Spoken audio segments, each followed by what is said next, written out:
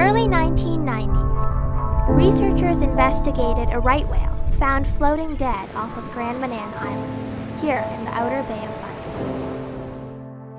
They discovered a bruise so big only one thing could have made it: a ship. And it wasn't the only one. Ship strikes were killing too many right whales. Even if the ship spotted a whale, there wasn't much they could do about it. The first thing I ever learned from a ship captain was, even if we saw a whale and put the boat in full reverse to try and stop its motion, it would take 2 miles for a large vessel to stop. And of course it was a safety of navigation issue because nobody in a boat wants to hit anything. So the best thing is just not to have whales and ships in the same place. The researchers went to the International Maritime Organization to see if the shipping lanes in the Bay of Fundy could be moved. They agreed, and the changes were made. So simply the lanes were moved from where there was a high concentration of right whales to where there were much lower concentrations of right whales. And in doing that, we reduced the probability of a vessel hitting a right whale by 80%. Since they've been moved in 2003, has there been any documented death due to shipping in this area? As far as we know, there haven't been any collisions in the lanes.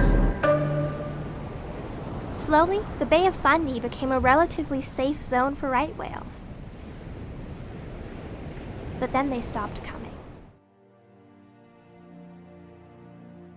Knowing that the ocean is warming and that the food right whales like to eat does better in cold water, researchers looked north. Sure enough, the whales were heading for the Gulf of St. Lawrence. The ocean's changing everywhere. So the Bay of Fundy's been warming, and animals are probably having to prospect further north. Maybe there's more food up here. Probably right whales knew that this was an area that they would go in their ancient history, but now they're coming back into this area with higher numbers. But the whales pay a high price for chasing food to a new place. Tragically, in the summer of 2017, at least 12 right whales were found dead in the Gulf of St. Lawrence. Desperate to understand the cause of this unusual number of deaths, a team of researchers and concerned citizens towed some of the casualties to shore to study them.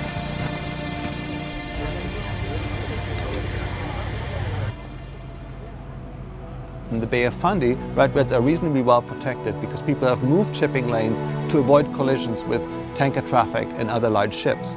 In the Gulf of St. Lawrence, we haven't yet made these adjustments. It's one of the busiest shipping routes in the world. It's also a rich fishing ground, so there's various threats for the right whales to encounter that they're not prepared to meet. And boat collisions aren't the only human-made problem for right whales. They can also sometimes get entangled in fishing gear. These animals will swim along with their mouths open, so anything that's floating around could potentially just go in. And then, as soon as that happens, they might, get caught up. I always think about it too, that when you go for a hike through the woods and you come across, you walk into a spider web, and your immediate reaction is to go, and your arms are going everywhere. And that's what I picture for these animals. Because we see some really crazy loops around their arms, and you're like, how did that happen? In some cases, when a right whale becomes seriously entangled and keeps that gear on its body for a period of time, it may be hampered in the way it swims, in the way it feeds, and so the animal loses body condition, and when it dies, it probably just sinks.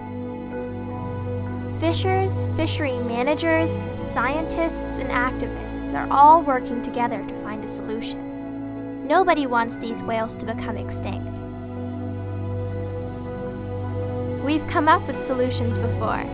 Maybe we can do it again. We do know that this population is in dire straits, and we know that a vast majority of it is because of our human activities. And that actually should be something we can control.